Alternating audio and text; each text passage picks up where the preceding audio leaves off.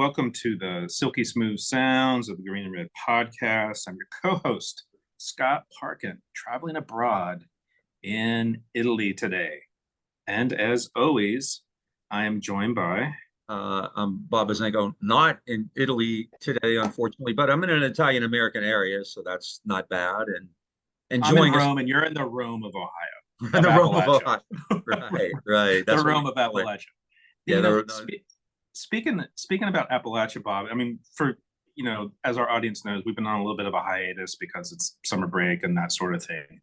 But, talking about Appalachia, Bob, I was a little bit disappointed. I had my hopes up when I heard that Trump had chosen someone from Ohio, from Appalachia, to be his running mate. And I was like, I lost my breath. And I thought, oh my God, like maybe Bob got the nod from Trump to be the vice president. And then it turned out to be like JD Vance, which is I failed the vetting. They vetted me, and I don't know, something to do with couches, or I don't know what it was. And I don't care if that's true or not. I'm repeating it every chance I get. So Vance, he's a malignant. He always has been, right? And so it's unfortunately that's that's Ohio. We're Texas North. It's a very red area now. So with probably the best senator actually in Sherrod Brown. Unfortunately, he's a good guy. He actually is. And then one of the worst, who hasn't even been in national politics, national office for 2 years, and is all of a sudden about to potentially could become vice president. And you know who made him famous? Liberals. Annie Leibovitz, Ron Howard, all these people heard his bullshit story and played it up and all that, and he's not really Appalachian. He grew up with his grandfather, who was a union miner and had a really good pension, lived in a nice house. The whole, this is a guy who's, like a token by every account, right? Hillbilly elegy bullshit and all that, right? And, I actually, where I live now is Appalachian, and JD Vance lives so much. He's freaking Yale, hedge fund manager in San Francisco. What a bunch of shit. I mean, he's he took golf lessons at a country club, and his family, his parents were not poor. By any means. No, the whole thing is contrived. It's funny. I mean, we'll talk about Kamala, and we're not big fans, but because they're going after her as a token in DEI, but that's actually JD Vance. He's the biggest token in American politics. Yeah. The white hillbilly, kind of the redneck, and look at, he made good and all that. Look at me, and he like Trump. He would never hang out with these people. He's like his old friends. He's abandoned them, so kind of funny. All of my folks on the show probably know that I've done a lot of work in Appalachia, working on coal mining issues and things like that. All of my Appalachian activist friends all see him as just a fake Appalachian. I mean, that's like pretty like normal thing. Yeah. And then he's just kind of for someone who went to Yale Law School and graduated with honors from Ohio State and everything. Like he says a lot of weird, idiotic things. And I don't want to get on this whole weird thing that the Democrats are really big on right now, but he just says weird shit about cat ladies and and then there's this great story going around about how he's had intimate relations with his living room furniture. I love that story. And it's true. I'm just gonna say it's true. It's true. It's got to be, right? Well, in 2020, Trump crushed Biden in Ohio by 15, 18 points. I wasn't even close, and Vance won by 6. So there was significant crossover voting for Trump and voting for Tim Ryan, the guy who ran against me. He's from my hometown, actually. But so Vance, even here, people are kind of onto him, and they know he's really kind of a creepy, disgusting guy. But you mentioned the weird, but that's Josh Hawley, and that's Tom Cotton, and that's Ted Cruz. These guys, the way they play the masculinity card is hilarious, because where I live is a masculine area. I mean, just put it out there, it's macho, right? You got Italian American men, Appalachian men, all this and that, right? These guys would laugh at Hawley. I mean, Hawley writes a book about masculinity. They would laugh at him. These guys, if they showed up in a bar in Niles, would they be running away like Hawley ran on January 6th, right? Yeah. So no, it's so contrived. It's so phony. Trump too. They're not macho. They're snowflakes. They're cupcakes, and they've somehow conned millions of people into thinking that they're manly, or I don't know what the hell it is. A third of the country. Yeah. Yep. So, but we've been away. So we've been enjoying a scrappy summer. But the big story, well, there's been a lot of big stories. But I think the big one, and everything flows from that, was the slow death and ultimate demise of Joe Biden. Reminds me of you're probably too young, the original year of Saturday Night Live. Francisco Franco, longtime dictator of Spain, was like on his deathbed. So it was a running gag. Francisco Franco was still alive, and then they kind of Francisco Franco was dead finally, and that was Joe Biden for the last like few months, right? Especially after the debate, right? And Yeah. finally, and the media, all the media talked about is the debate performance. I didn't watch a second of it, but I believe everything I've read. It was just couldn't be worse, right? But, and I think this is really important, and it's up to us to kind of get that out there and keep reminding people. Biden was weakened and Biden was vulnerable because of how many millions of people, especially younger people, did in the months prior to that, especially with regard to Gaza. There was a significant movement, really for quite some time now. For a couple of years, people have been saying Biden should run, but really, especially since last October, when he went all in with this genocide, and then the repression on campus as well. He and the Democrats supported that too. That's what made him, I think, even weaker and vulnerable. So that debate, to me, that debate was just like they pulled the plug. That was the morphine ran out, right? He died or whatever, bad metaphor, but all in the media mind, it all began with a debate, but actually, like, the debate was last stage, and it was, I think, the protest, constant, intense, in the streets, on campuses, all over the country, that did him in. UAW coming out calling for a ceasefire, the non-committed vote movement that happened in a number of states, most significantly like Michigan and Minnesota, I think, and Hawaii. They're all close to 20%. I believe. Maryland. I think, and then it's just like death by 1,000 cuts of someone who was already sort of half dead. Yeah, Mezza mort. Yeah, Mezza morta Joe. And it's pretty. It's very interesting that the day after the debate, we saw the major media come out. The New York Times and the Washington Post and the Boston Globe all came out like immediately the next day saying that Biden should drop out. The New York Times columnists, including Tom Friedman, were all saying he should drop out. Friedman and Christoph, but don't forget the most important, George Clooney. That's what did him in. George Clooney, and Trump defended him against George Clooney, of course. Well, the liberals were saying Clooney did that because of his wife, because she's I think works for the UN. I don't think she's a rapporteur, but she's on a UN commission for Palestine, so that's why she's also been involved, I think, with the International Court of Justice too. Yeah. She actually, yes, and so that's why. But it was funny. Like, they will never acknowledge the role that like in 2020, that people in the streets play. And that's. The movement against Gaza has really been kind of inspirational. The campus movement, April, May, in this country completely undermined Joe Biden's chances for re-election. I think it's why the Republicans and Trump are so giddy and why they're so upset that Biden dropped out.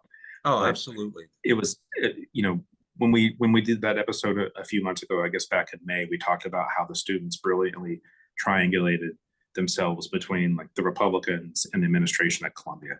They also, the entire anti-genocide student movement triangulated themselves between the Biden and the Republicans as well, and led to this.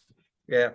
Harris is not significantly different. It's not any different, really. It's old wine in new casks, as Noam used to like to say.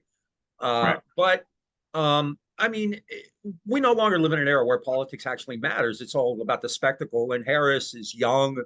She can speak, sometimes, garbled, but she can speak. She's lucid, she can walk around and not fall. She's glamorous. And that's kind of 90% of the battle. She seems to be politically aggressive compared to Biden, that's for sure. Well, yeah, I mean, and now you shifted the debate, because it didn't matter if Biden ran a perfect campaign. Every day, everybody would be waiting for him to fall or spit or do whatever, dribble, and that was the only story. It didn't matter what happened. The only story was going to be, Biden's old and losing it, Mezza mort. And so that's gone. And now you can shift that onto Trump, right? Trump is old and he's senile, which of course he is, right?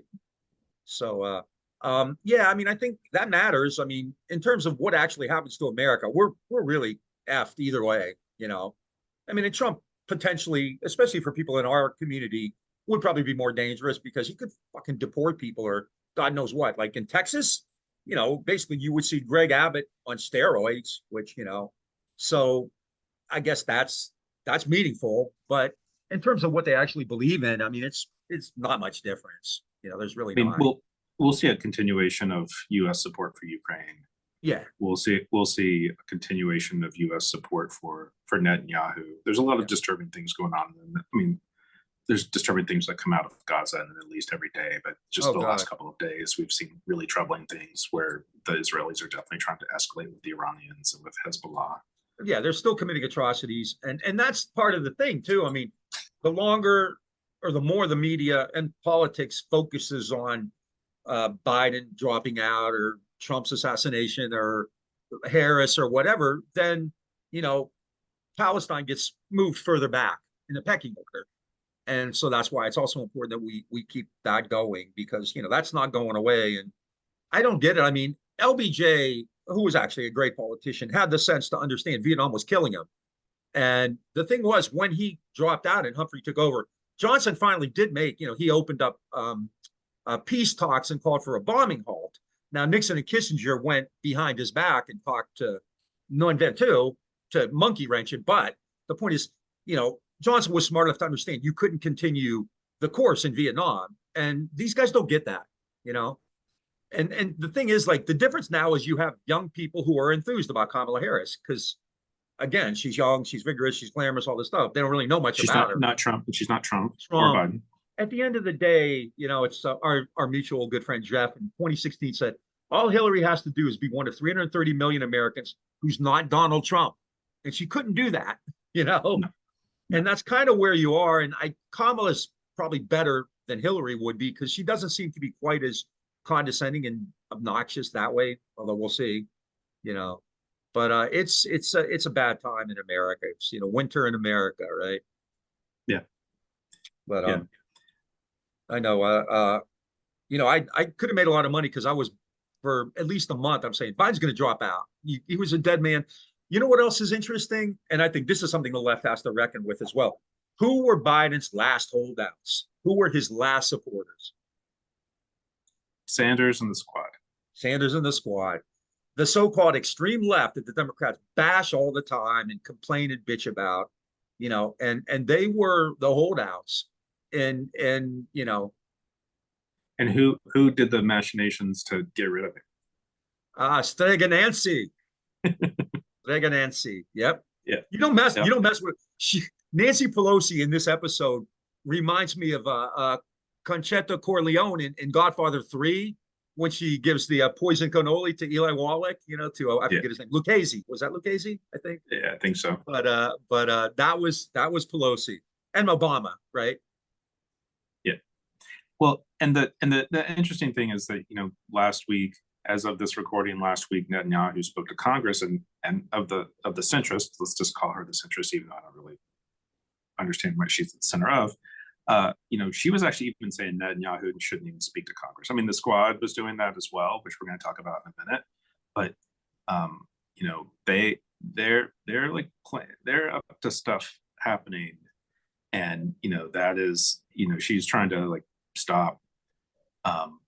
They basically don't want Kamala Harris to look bad to all this like new youth energy and all this other progressive energy that's behind her now, and Netanyahu is definitely trying to like capitalize on that for his own purposes.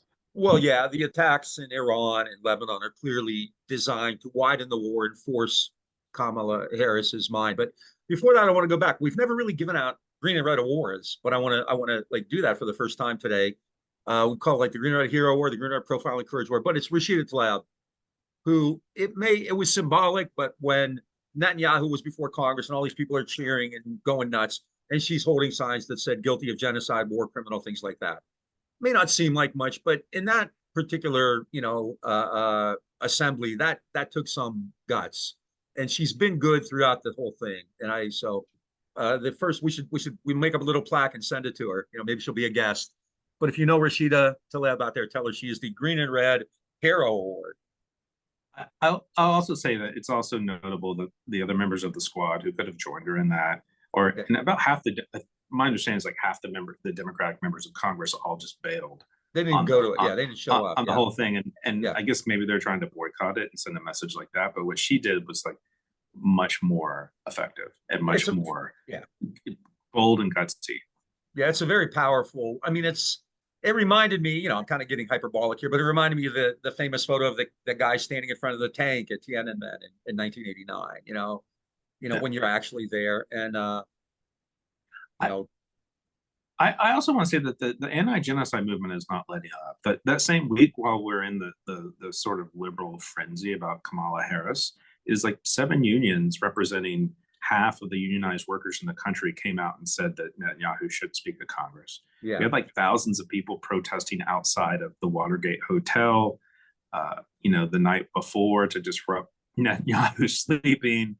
They released maggots into all of the breakfast buffets in the Watergate Hotel as a protest against Netanyahu. Thousands protested outside of the Capitol.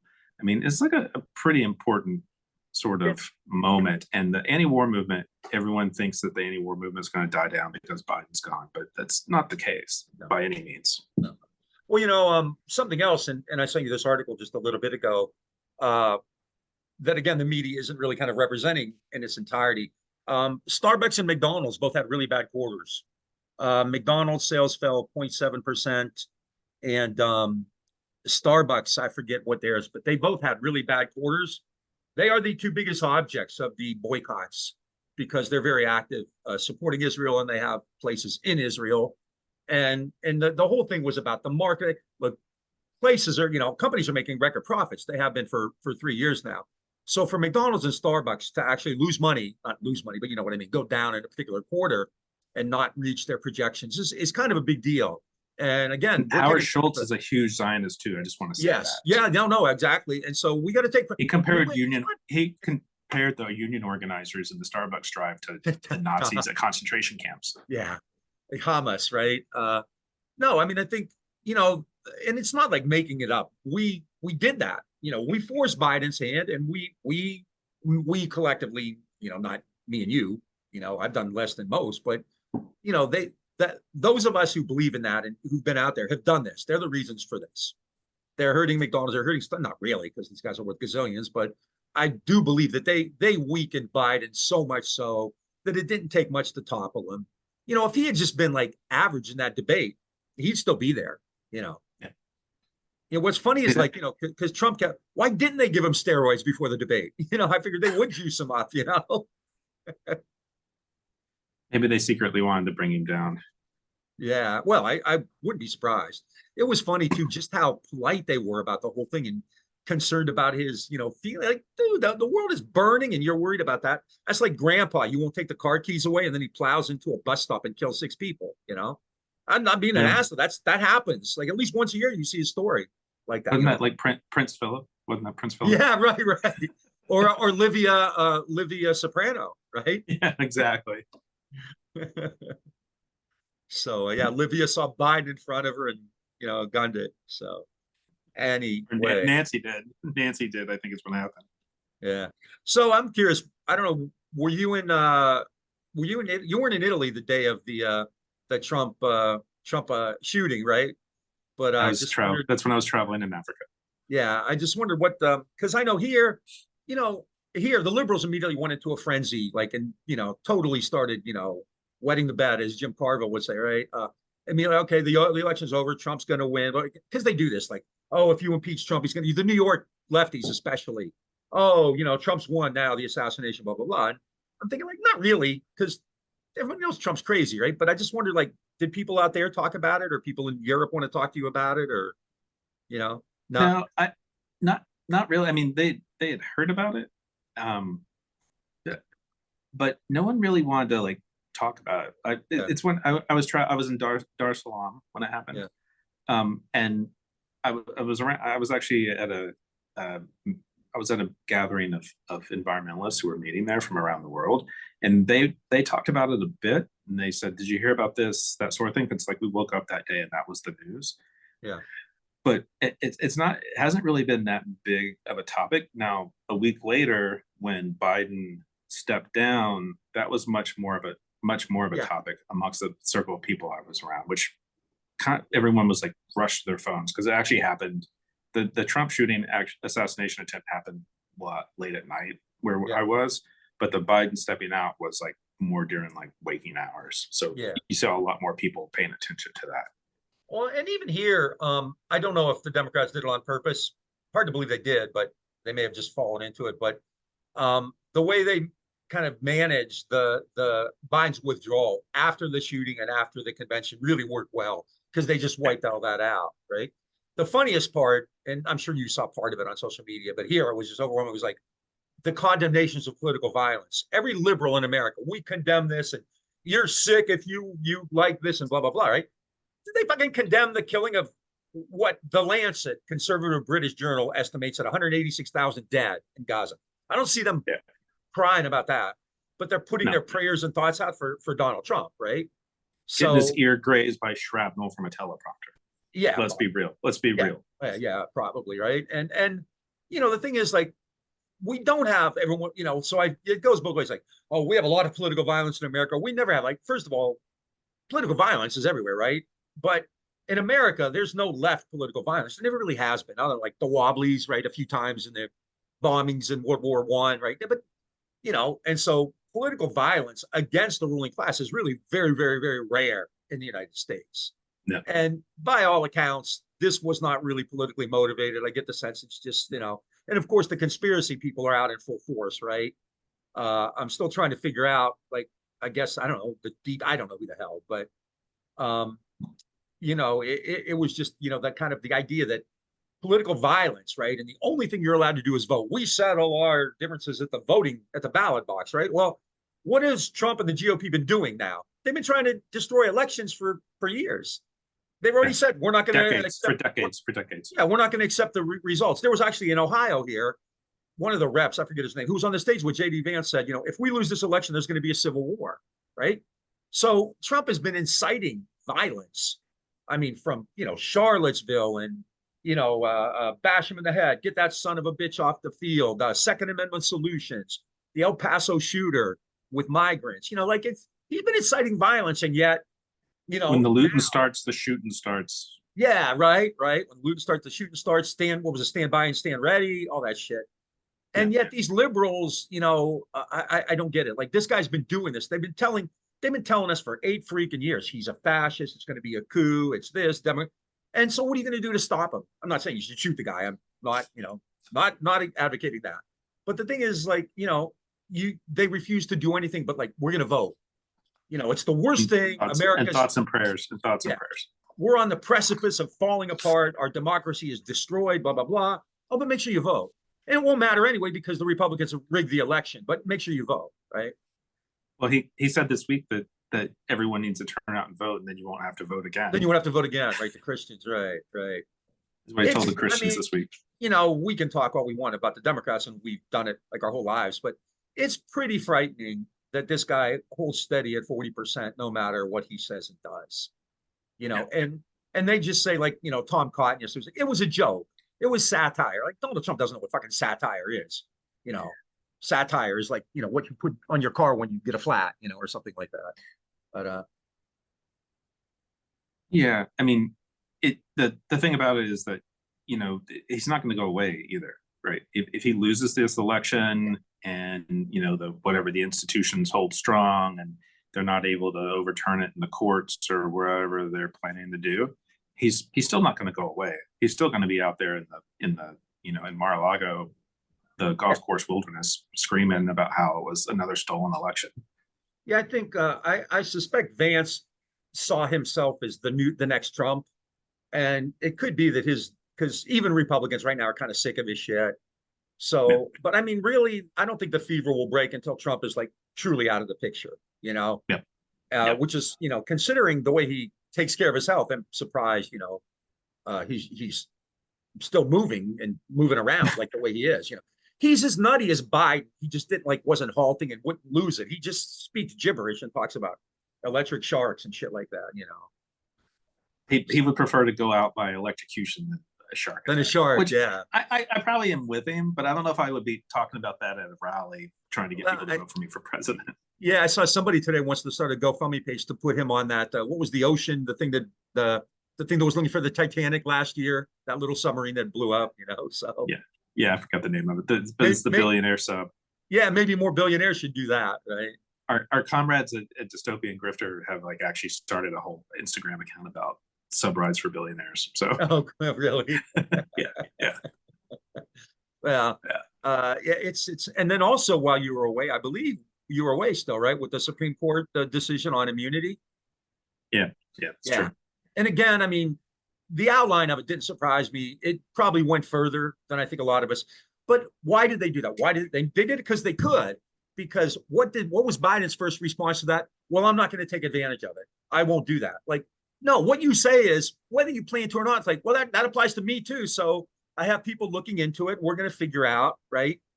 Or, it's like the Supreme Court stuff, right? Like, oh, we're not going to have an amendment to change the Supreme Court. Well, you're not going to do that. You can't. You're not going to get the votes for it, but you say it. And they're finally doing that now, right? But you've got to like let these people at least think you're serious. But do they really have they don't really have a plan for it. No, It's like, no, no, it's all like PR. exactly. It's Right? rhetoric. Yeah, but they didn't even do that until now. I mean, when the Supreme Court's the president's immune, the first thing you should do is say, well, I have all my options are open and I'm trying to figure out what I can do, right? And I'm going to take advantage of this ruling and blah, blah, blah. They don't. Biden comes like, oh, I would never do that. That's horrible, right? Like, no, you're the fucking president. You have immunity. Arrest Trump, It's funny. I got in an argument with somebody because it said, what was it? Official acts. And she's telling me that, like, what's an official act? And I was like, official acts, whatever you want it to be, Yeah.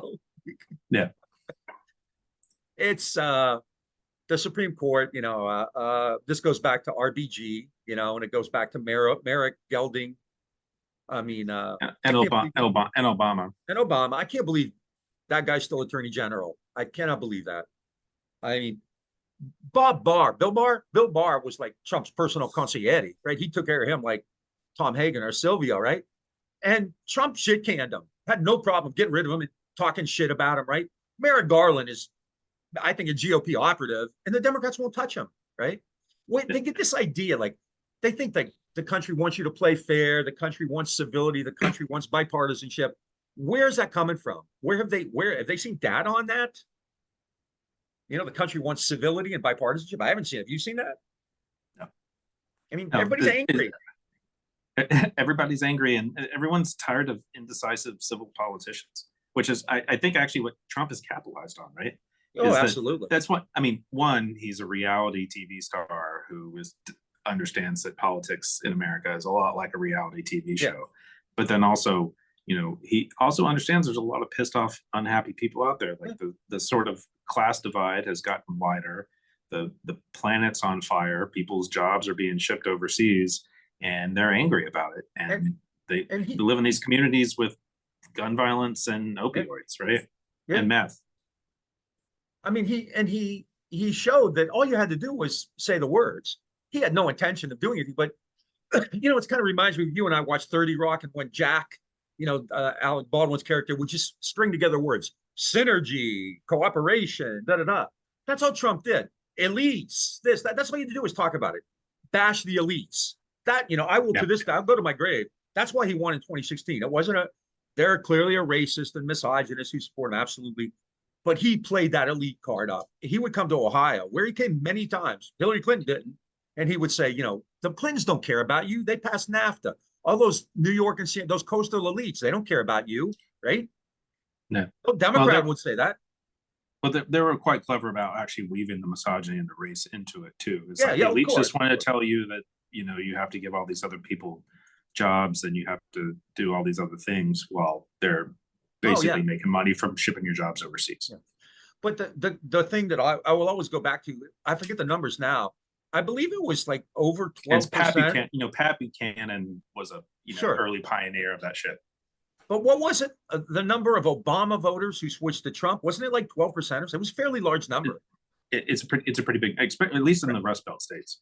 Yeah, and so I don't know what's racist and what's not, right? But you got to figure if somebody voted for Obama twice, then race isn't their biggest issue. That's probably not their biggest priority. Yeah. And a significant number of people flip from two-time Obama voters to Trump voter. What's that tell you? And anecdotally, I mean, you probably experienced this more because of where you live, but how many people do you know told you that they would have voted for Bernie Sanders if he had gotten a nomination, but instead voted for Trump? in the right? summer Who, in the summer of and 2016. Sanders actually had, in some ways, has the same message as Trump, minus Yeah. the misogyny and the racism.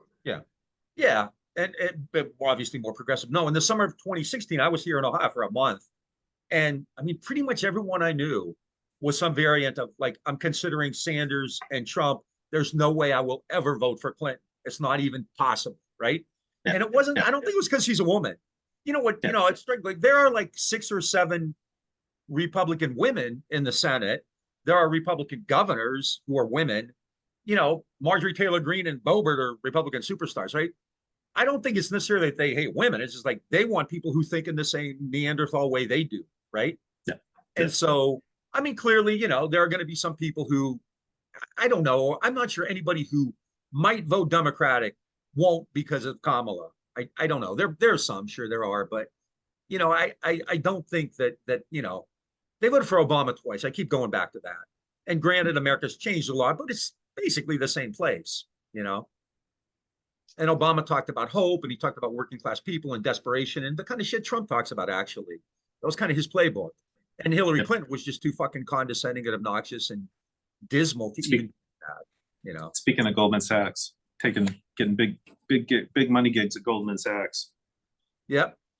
Yeah, and I mean, she got way more Wall Street money, way more hedge fund money, right? And it didn't matter. And the Democrats, like, you know, they don't believe it, but they won't even say it. You know, they won't even criticize, you know, the ruling class.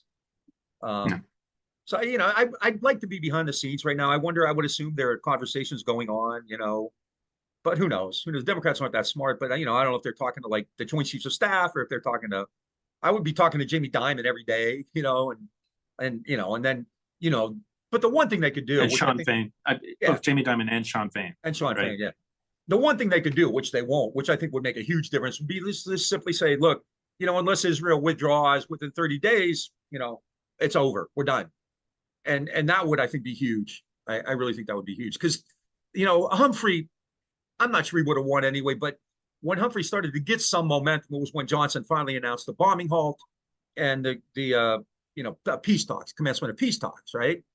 And that's like the American people, you know, and that was in a war with Americans. So there was some investment. This one, there isn't. You know, the Americans aren't necessarily there, right?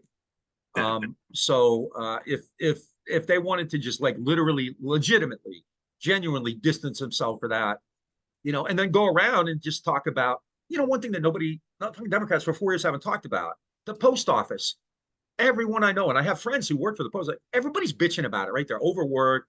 The mail's not on time. They're closing this and that. Like, talk about the post office. That's something that people can like resonate with. Talk about inflation. That's something that resonates with you, right? Talk about real shit, you know? I mean, it's cool to call them weird and all that, but they go around and say, do you like your health care? Are you pissed off about the post office? You know, like, this is what we're going to do, you know? Instead, go ahead. Well, no, instead they're having a pissing match over who's going to be worse at the border, who's going to be cracked down at the border more. You know, like Harris and Biden are attacking Trump from the right, you know, on immigration. Well, the one issue in which they're definitely talking about, which they're going to center her campaign around, is also going to be abortion. Abortion, it's got to. Oh yeah, absolutely. Yeah, and she is honestly, that's probably the game changer. What's going to move? It's big, and she's smart enough to call it Donald Trump's abortion law. She keeps referring it to that, which makes sense, right? Yeah. It's also funny. Again, you haven't been here. There's been a meltdown over Project 2020. Is it called Project 2025? Project 2025, right? Yeah. Project 2025. Which is, I mean, it's. I haven't read the whole thing. It's 900 pages, but I've skimmed it enough. I haven't seen it. And there's more to it that I obviously haven't seen. But what I've seen isn't really much different than what's been in Republican platforms really since Reagan. You know, it's crazy shit. But I'm not sure it's like all that new, right? And if people want to get upset about it, fine. You know. But rather than this amorphous like Project 2025, like talk about the specifics. They want to do this or they want to do that, which is kind of what they wanted to do forever anyway. You know, they want to get rid of OSHA. They want to change minimum wage laws, get rid of workers' comp, you know, shit like that. So talk about it. Talk about it, you know. The inability of the Democrats to really capitalize on momentum in social movements, and I realize Democrats are not anyway connected to social movements, even though they no, God, no, like to play it up. And it's nice that Labor is behind Harris, and the Working Families Party is behind Harris and things like that. But the Democrats really are not interested in movements. When we saw movements trying to mobilize against Trump in 2020 around the election, right after the election, before it was called, the Democrats shut it down. No. Right. And so like we have a labor movement that's, you know, surging right now, and everything from like large auto worker strikes to like small Starbucks shop strikes. We have a pretty, you know, mobilized climate movement. We have a pretty mobilized movement around like civil rights and, you know, Black Lives Matter and all that sort of stuff. And the Democrats don't want, they see that as destabilizing. They don't want any part of that, right? They just don't want Trump in. Vote for us and then leave. Vote for us and shut up. And not to mention the anti-war movement or the anti-genocide movement, right? Sure. Like, they really don't want anything to do with that. The Republicans know far how crazy you are. Crazy cat. You can say whatever you want. Crazy cat lady, Steve King from Iowa, Marjorie Taylor Greene. They don't bail, no matter how fucking crazy you are. They double down and they don't bail. Whereas the Democratic Party, you know, forget it. Like, you know, great, you helped us win, now leave, right? One thing that's encouraging, I mean, Sean Fain, and I've talked to Mike out, and I got to talk to him again, but, you know, Fain isn't like the rock star we think he is often, but he's clearly more active than anybody since, in my memory, William Wimpesinger from The Machinist, he was like a Democratic socialist, right? It's also encouraging to see the attacks on Sean O'Brien from the Teamsters, who spoke at the Republican convention and then attack wokeness and all that bullshit, right? And even within the Teamsters, they're hitting them hard, right? Yeah. And so that's kind of encouraging too. I mean, Fain could be a real difference maker in this, you know, because he has cred that most people don't, I think, you know, at that level, right? But because, you know, we don't have, like, you know, Cornel West isn't a movement leader and kind of has been discredited because he is pretty fucking potso, you know, and we don't have anybody like that. And Fain is out there. Fain gets in the news, you know, him and, you know, we got him and what's his name? George Clooney, right? Although Fain never called for Biden to step down, right? I don't think so. No, I think they backed him, but they also were like happy when it happened and jumped on it. Yeah, it was ironic. They endorsed Harris the other day. So. Yeah. I think it's ironic, right, that there was the kind of so-called progressives who were buying his last stand. They were the people who had his. I never understood that, you know.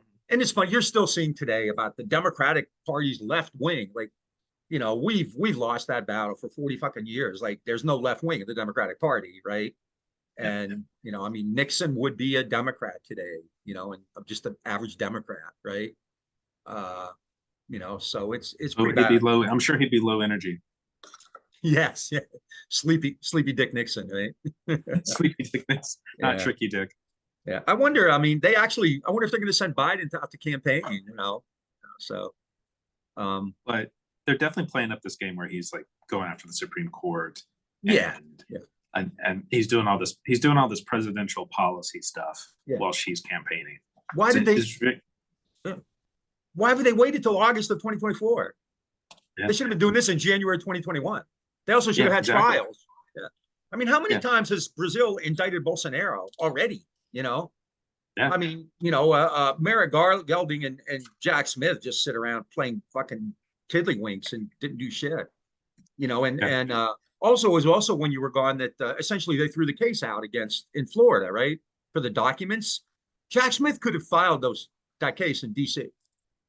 And this is again like we don't not with a Trump appointed judge. And no, right? Like this is like we don't want him to think we're not playing fair. Like, are you fucking kidding me? You're not playing fair. The guy has a knife lunging at you, and you want to play fair. You know, just unreal. And, you know, I don't know. I hope that, I mean, I say this all the time, like, you know, hopefully this will give rise. At some point, people will finally, I think, say, okay, the Democrats aren't our friends. We got to figure something new out. But I mean, it hasn't happened yet. So who knows, right? But, probably starting to wind down a little bit here. The only other thing I wanted to kind of note, maybe we'll have a longer episode on this later, but I think it sort of plays in with the presidential politics stuff we're talking about is probably about a week from when we're going to air this is the 50th anniversary of the resignation of, you know, Sleepy Dick Nixon, or well, Richard Tricky E. Dick Nixon. Richard E. Nixon. Archie Bunker called him. Remember that? Richard E. Nixon. Richard E. Nixon. Nixon. Yeah. And so, I mean, I think I think Nixon's a pretty significant, is a pretty significant figure in like 20th century American history, and political history, and all of that. And, you know, we've talked about Nixon maybe on the show, but just many times in class, or, you know, over beers and scotch or whatever, about how Nixon is very much probably the last liberal president, which I think is an important thing to note. And you know, while he did bomb the shit out of Vietnam and did all these other sort of evil foreign policy things, he also like is the one who, you know, we got the Clean Water Act under Nixon, we got the EPA under Nixon. You know, there's lots of like labor and employment things that happened under Nixon. I'm just wondering, you know, with this significant anniversary around this, if there's anything you would want to add. Yeah, I mean, the Nixon is Liberal comes from a book by a great historian, Joan Hoff, called Nixon Reconsidered, which is quite old. It's like 30 years old now. And I don't know if she actually used that phrase, Nixon is the last liberal. She may have, but that clearly was the inference, right? And yeah, he's a war criminal. You know, we're not dumb, right? He's a war criminal, and, you know, he wasn't a progressive, but, you know, clearly he was still operating within that old New Deal framework.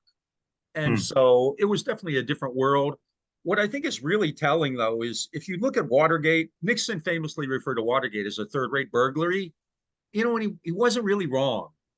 And what we've seen since then, progressively, is every president has done worse.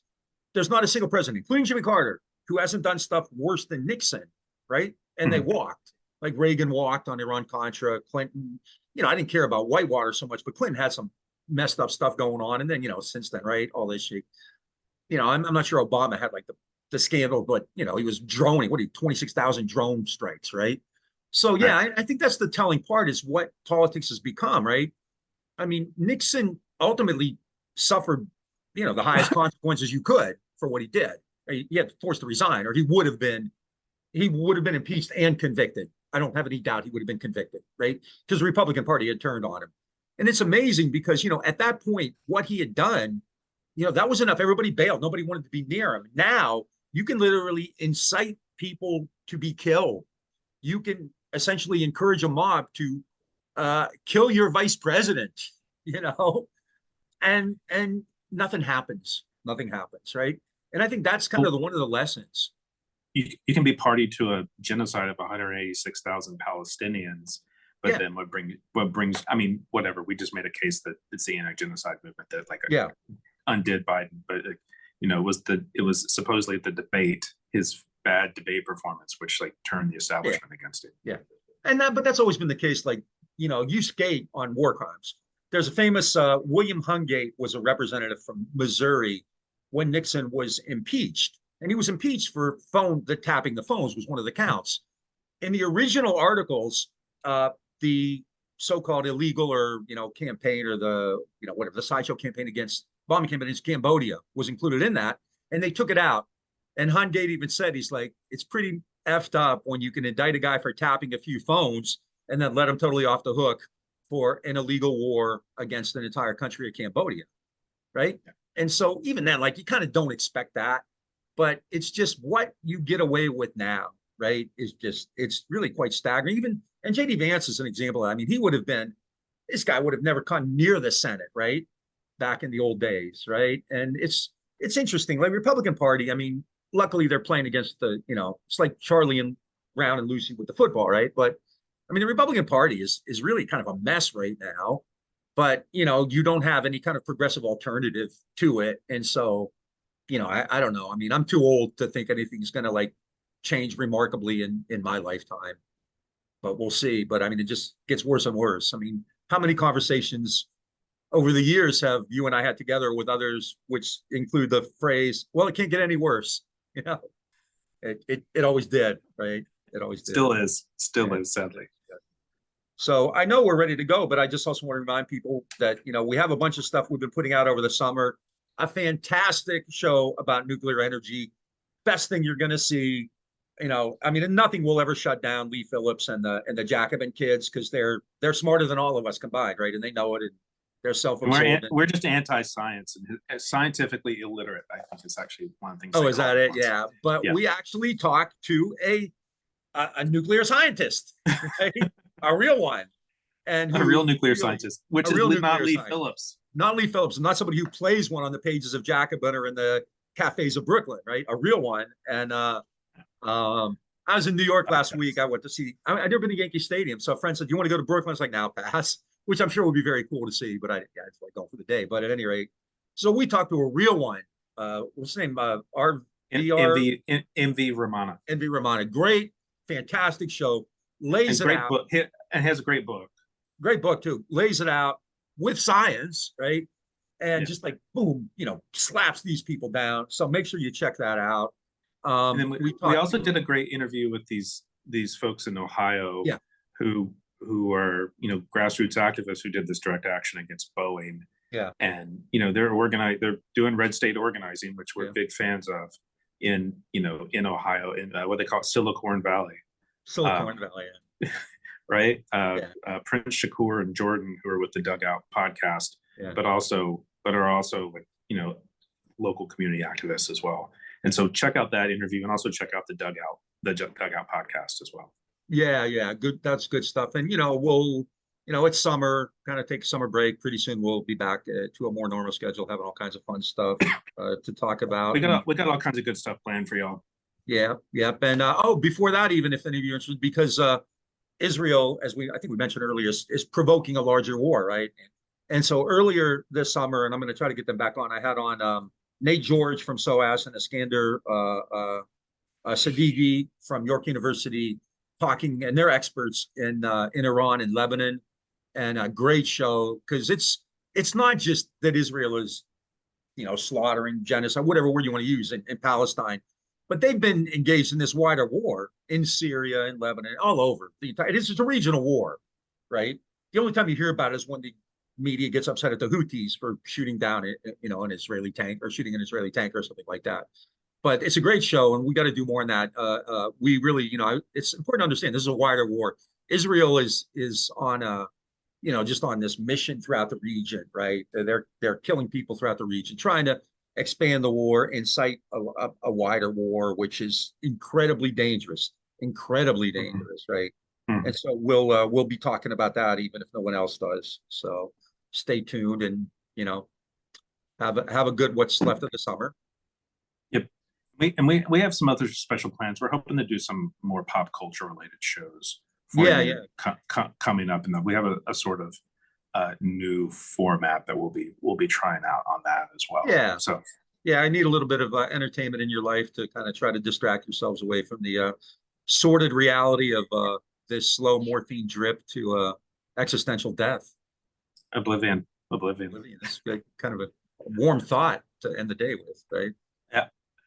All right, folks. You've been listening. And enjoy the last of your time in Italy, and tell them that I said hello, and I'll be back.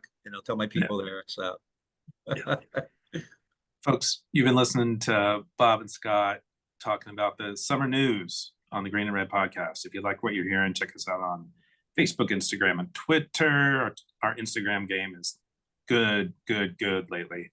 And we're doing a lot of collaboration with a lot of other like-minded folks, so it's helping us fight the shadow ban. So check us out on Instagram and give us some love there. And then if you're watching this on YouTube, hit that subscribe button. If you're listening to us on one of the many audio platforms, give us a rate and review, because it helps us with the algorithm. And then if you really like us, go to greenandredpodcast.org, hit that support button, or become a patron at patreon.com/greenandredpodcast. And until next time, we'll talk to you again soon. Everybody make trouble and misbehave, and keep fighting the power, because we just actually kind of took out a president. So more to come soon. Talk to you later.